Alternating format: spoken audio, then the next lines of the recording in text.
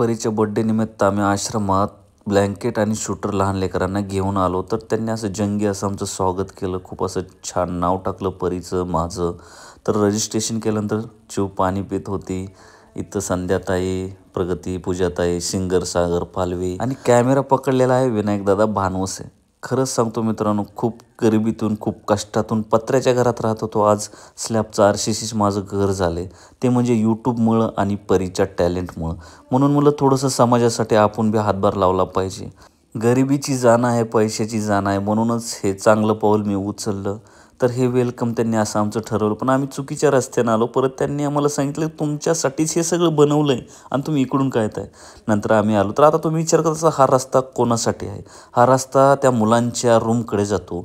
मित्रांनो, 4 वर्षाच्या आतील मुलं आहेत इथं. 5 मुलीं 5 मुलं. या रूममधील मुलं मी दाखवू शकत नाही का तर शासनाचा नियम आहे. खूप वाईट वाटलं मित्रांनो, डोळे भरून आले. अशी सुंदर सुंदर आणि क्यूट क्यूट लेकरं आहेत.